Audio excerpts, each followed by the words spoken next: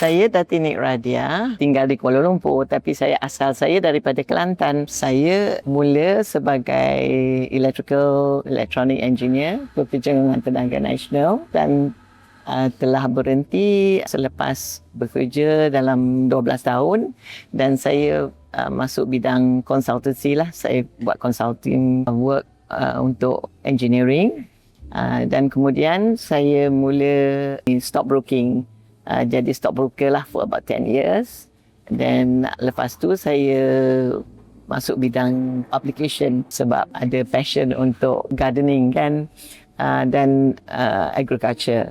Jadi selepas tu saya mula going into education. Saya bina akademi penerbangan di Kota Baru dan kami mengajar pilot, engineers dan ground handlers. Dari situ saya mula masuk bidang skills training ya, sebab getting involved dengan aviation, engineering, aircraft maintenance engineering dan ground handling adalah NOS yang saya bina untuk akademi kami dengan Jabatan Pembangunan Kemahiran.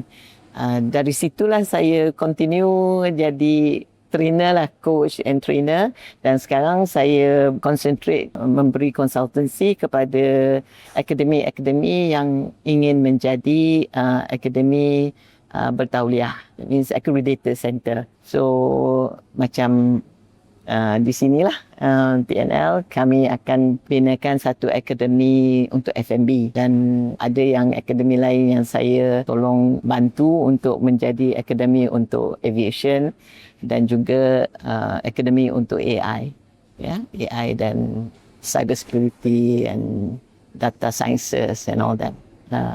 So that's where I am now as a consultant, helping academies to put up skills courses. Saya fokus on aviation, skills in aviation. That's my focus because of the experience I have dalam akademi penerbangan kami before. Dan saya juga binakan NOS untuk garden and landscape maintenance.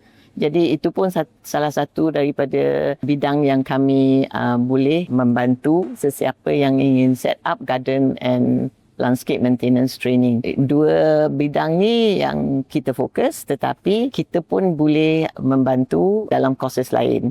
Dan the latest courses kita bawa masuk adalah AI courses dengan bantuan partner daripada Singapura dan India. That's what we are trying to do now. Juga dari partner-partner yang daripada China pun ada yang ingin membawa masuk courses untuk AI. Sekarang saya concentrate on trying to make sure that the younger generation have the passion and the interest and the curiosity lah. You have to be curious. You must learn to be curious. Must want to know. Nak mula, nak cuba, nak masuk dalam bidang-bidang ni dengan passion.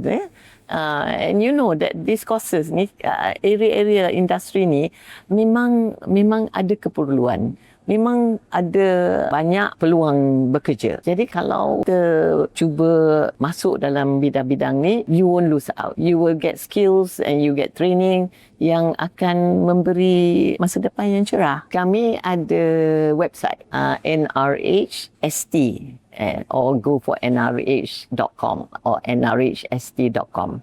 Itu saya punya website. Di dalam tu ada tunjukkan the courses, bidang-bidang yang boleh dicebur. So contact kita melalui website pun boleh.